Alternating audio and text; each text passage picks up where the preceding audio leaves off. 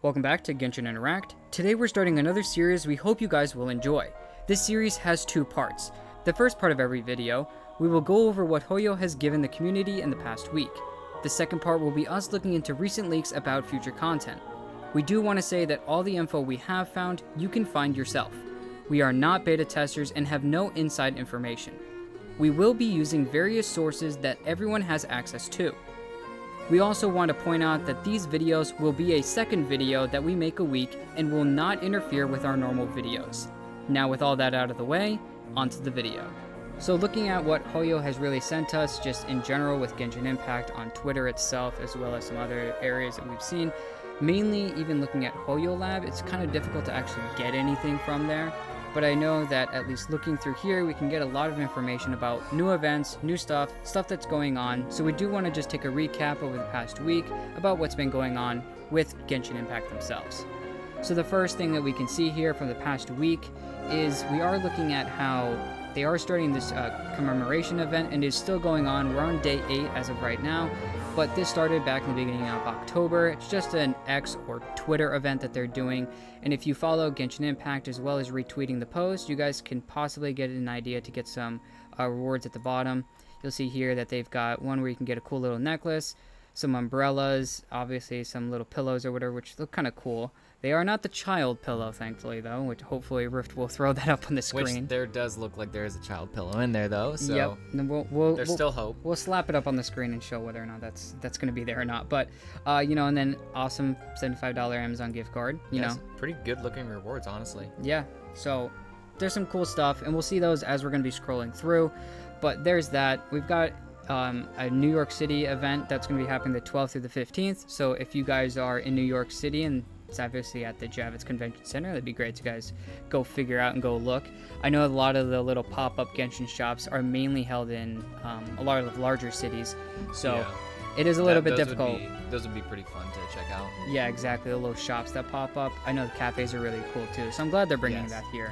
But something else is kind of cool is we are looking at a lot of the music and whatnot. And I know, Riff, you listen to a lot of Genshin music and background OSTs. Yes, I do. So I'm pretty sure this is pretty exciting for you. Yeah, I was very eagerly awaiting, as I always am, eagerly awaiting for the next albums to be released by miHoYo. I just love the music in Genshin Impact. It's one of the reasons that I first fell in love with the game. It's just, the music's just beautiful, and I could go on, but this is the most recent album that we have. It's only probably a week old now, and it is available for the public, so go check out those tracks. Really good soundtracks. I really love Fontaine's music. Yeah, honestly, I think that's probably one of the best music in the game, personally for me, since release, so I'm having a lot of fun with that as well. There are some other little events that, Genshin Impact likes to bring around, which is obviously they're doing these quizzes where you can hear these little sounds and just try to figure them out without looking. We got some like Oceanid, and then one of the, we got the Mago Kenki, which is nice, and some different sounds from the game themselves, trying to figure out what actually is going to be happening. So that's kind of cool. I really like the little quizzes like that. Yeah, exactly. I think it's kind of fun. I think it'll be cool. For sure. To actually figure out if you know the game well enough. It's a good video idea, right? And on to the next one. All right. But yeah, no, I totally like this next part. They are talking more about the OSTs, and this has already ended at this point, but it's a nice little thing. I do like how Genshin Impact tries to be as constant and up to date with their community, especially on social media. I think that's very, very helpful. That is true. They're very present in a lot of the different social platforms and just always posting. Exactly, and I think that kind of helps just people be a lot more together in a community. So, there's some other things that they're going through. Here's another day that they're going through the Twitter event, so make sure you guys are trying to maybe go up on that. Do follow Genshin Impact on Twitter or X, and then retweet the post as well, so you can hopefully get an idea to get some rewards. We did also get the cutscene animation little area on YouTube. Yes. So that was so cool. Very, very now, nice. I haven't played, at the time of this recording, I actually haven't played the new 4.1 story yet, but I unfortunately had to spoil myself with the cutscene because I was editing last week's video, and it was really cool though. I really enjoyed it. I can't wait to play it and actually get to experience the story. I think it was definitely really, really cool. I loved it. Yeah. I won't say much anymore just because people who maybe haven't gotten there yet, you as well, so I'll be quiet, but definitely worth the watch even after playing through the Archon quest. this new fish blasting adventure challenge that is an event in-game that you guys can do. I personally haven't started it, but I know, Rift, you actually have. Yes, I started just a couple of days ago, and it is still ongoing at the time of this video. It does end October 16th, as you can see on the screen here. They are going through a little bit of events on the web event on Hoyo Lab itself, talking about the little different the little cute wallpapers that can be here and there, which is kind of cool. I think the different archons, I believe. Yeah, we did get some archon differences, so that's kind of cool. You like put that on your phone or whatever. They are talking about the TwitchCon event that they are going to, so that is kind of cool for the 2023 in Las Vegas. I'm sure specific, Twitch viewers here are probably very excited about that kind of thing. I know that you kind of go out and see your like favorite streamer kind of thing or whatever. I know people do cosplay and stuff like that. Yeah, exactly. So exactly. That's got to be pretty Plus, exciting. Going to the Genshin event itself, always looking out of the pictures online that I've seen at TwitchCon every single year. They do amazing stuff, and it looks really, really cool. So maybe in the future, maybe I actually be able to go. But anyways, here is another little gift for us, by the way. This was actually something we found in our Discord as well. I believe someone put in this code specifically. I do believe this gives us only books or talent material. I mean, not talent materials. Leveling up experience. More, experience books, I think. Yeah, exactly. So it's nothing crazy, but it is nice to just have in general for most players. So for sure. More stuff to remember about the little events they're doing online. More stuff just going on with the different events that they're doing. Some cool fan art and whatnot. So besides that, there's nothing really too much that really to be going over with Genshin Impact and what they give us. They are pretty tight-knit on exactly what we can find in the game and what's going to be happening in the future. But now we are going to go into the next part of the video. And I do want to say something. This will now start the next part of the video where we discuss leaks and possible upcoming content. So if you do not wish to hear about upcoming content or possible spoilers, please leave now so that we don't spoil any content for you. And once again, we do want to thank you for watching the video, and you guys have a great day. Now, on to this next part of the video. We are going to just get right out of there and right into HGX Deluxe, who's actually somebody that I follow consistently just to make sure that I keep up with a lot of leaks and whatnot that comes out. But looking here, we see that possibility of Baiju with Furina on this next banner and the 4.2 first banner, first half. So looking here, obviously we know Charlotte is going to be here and some Beidou and Kale, so I don't know what That's a good banner. I mean, Beidou is a great character. I don't know what you'd have to say. I think she's a great character, amazing 4-star unit, easy to build. Kale, same thing. Yeah, we get a free copy of her, but constellations are going to be good, and just Dendro unit, that just puts her at a high value naturally. And then Charlotte, the new character, does look pretty promising from what we've seen, so I'm pretty excited about that, hoping to get a copy of her. Yeah, exactly, and this will be nice because I believe she is also a cryo catalyst, so even if you don't get Rhythlessly, if I say Rhythlessly, I'm going to get attacked again in the comments, so I'll say Rhythlessly. This time, Risley, I don't know, Risley, whatever you guys want to hear. Either way, if I do want to say that, if you don't get Risley in this next banner that's coming up with him and Venti, having this crowd catalyst will be kind of nice to at least have someone that can put constant application and for sure, stuff like that. So, and we've even seen in her skills and burst that she does really, really good. So this banner kind of looks cool. I do like the look of it, and we'll see what Farina and the other characters have to bring. And Baiju's a good character too. Like, they're just both good, promising 5-stars. We already know Baiju's a great healer, shielder. Being Dendro naturally just makes him a great unit to have. And Furina's an Archon. I mean, let's be real, she's going to be busted.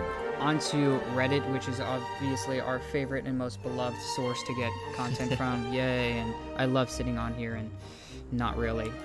I do like it for the other stuff, but it is an interesting place to be. That being said, looking at some of the other stuff that is going on, this is from 11 days ago, so it's a little farther than the past week, so I don't really want to touch too far on it, but, some extra profile pictures, non-character profile pictures in the future is a possibility. Chevreuse is using a gun lance, so maybe like some sort of like... So it's a new weapon archetype? Maybe, possibly. I'm thinking more or less... Kind of like what we had with Mika? I think it's going to be like a spear, but yeah, you do have that crossbow thing where it's part of it. Yeah, because I know when Mika came out, we kind of thought, oh, we're going to have crossbows or something, like a new weapon archetype, Yeah, but so... it might just be skill related, just like Mika. But that's kind of cool, though. Yeah, exactly. Cool. I think it'll be interesting. And then, obviously looking at the beta for 4.1 that people went through in 4.2. But going now into the next, this is mainly just the main area, but I'll be going into the next part of looking at this. And this is our 4.2 map and teleports. So looking at this here, we kind of do look a lot more at what is going on. So it actually seems like a lot of people were thinking we're going to go higher or more, maybe more to the left, possibly to the right or whatever.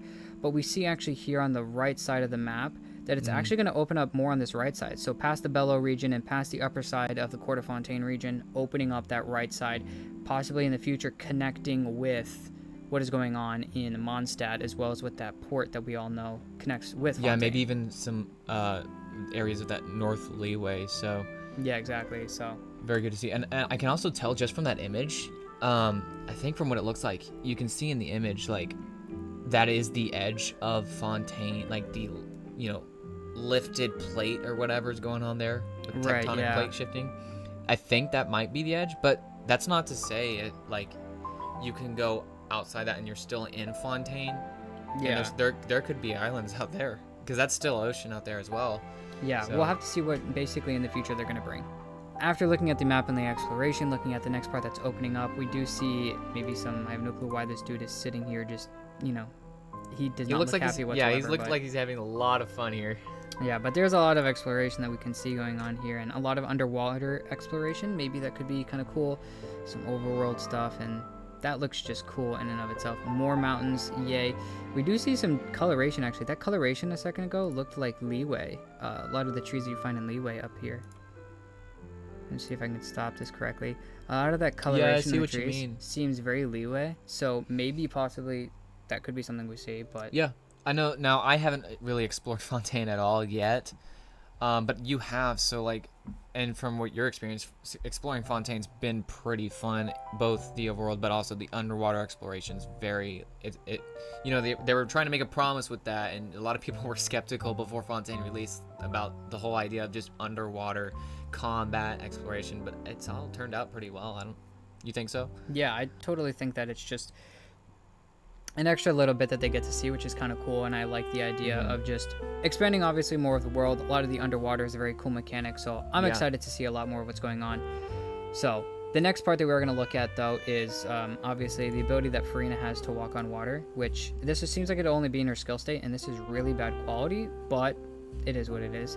It seems like she uses her skill, and I believe, if I'm not mistaken, that she has 100% uptime on this, so she'll actually always be able to walk on water. That is so cool. So unlike Kokomi, who has to use her burst to walk on water, it seems like here she'll actually be able to, and you can see she's still walking. So you have to use this skill to get that. I believe so. It just has a longer duration than the skill itself. But basically here, we're just going to be looking at the next part, which is world boss and weekly boss mechanics. Some resistance, they increase high damage just some stuff to look at, and got these pulled up on a separate tab so we can see a little bit better. Looks like the first monster. He's gonna have a little bit of an interesting mechanic here. If you guys want to maybe read this, stop the video and look at it. It seems like he's going to be able to attack with Uzia or Numa, hitting constantly one of those. You can lose a lot of damage obviously from fighting it, but some new, and this is the new weekly boss. Yeah, I believe so. Yeah, is it that one that's like in the water? We were seeing some footage of that. Like he's in the water and you're like fighting him underwater and above the water, but it's not on land, so it's like really heavily water-based combat. Possibly, yeah, and that's actually why I'm kind of thinking that was a leak we saw a while ago, so it's not necessarily brought up in this video, but it does seem like that might actually be what this boss is. We just have no clue yet, and it could be actually this next one in the world as well. It's a Hydro Mimic Human. This also could be something that's in the water as well, because this is just going to be a normal boss that you find in the overworld, and that's what that other boss looked like. It was just a normal boss in the overworld that you fought. Oh, okay. So it seems like maybe this is actually what we'll be fighting and getting, materials for. Maybe possibly this will be the boss that Furina uses, Charlotte uses. And then it seems like all the future characters we'll use for talent materials will probably be this boss instead of using APEP's materials like they have been using. Yeah, that's true. A lot of recent characters have been using APEP because that's the newest one we have. Right. So it only makes sense. Exactly. So, that is at least what's going on in there. And then our last bit we did see posted a few days ago was the actual World Quest character mentions. Obviously, this person really wants to make sure that we know that it is a big leak. They are going to be talking about Sandrone. And this we did see a few days ago. I did personally talking about Sandrone possibly making an appearance. It doesn't seem that she's actually going to make an appearance, though, because we don't even have a model out right now. But it does seem like they're going to talk about her. And possibly maybe even thinking about talking about Skirk and maybe what's going on. Maybe we'll figure out a little bit more with Child, how that maybe connects, how that's going to connect to Sandrone. There's a lot of different questions I think that are going to be answered in 4.2. Yeah, so just to pose the question, what specifically do you mean by not having a model for Sandrone? Like, we don't know what she looks like? A lot of the times, leaks will come out and actually be able to give us a model of what the character looks like and what their model's dimensions actually are. So with Arlecchino, even though she wasn't a playable character, they had to put her in the story for her to move around and walk around to actually make that Art Conquest people to actually see her. And so while doing the same thing here, we actually saw Arlecchino's model before Fontaine actually came out, and we were able to figure out, okay, so she's going to be the harbinger that we at least see, maybe not necessarily the playable one, which now we know she probably is going to be the playable one, but maybe she's going to actually be showing herself in the actual story.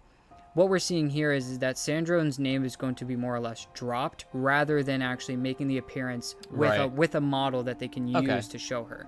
Kind of like how Nahida was dropping Furina's name, but we never really saw Furina. Exactly, and we didn't have a model for Furina, so therefore we couldn't actually see anything about her. That'll definitely be very cool. I can't wait to catch up on the story because that'll be interesting to see where this is headed.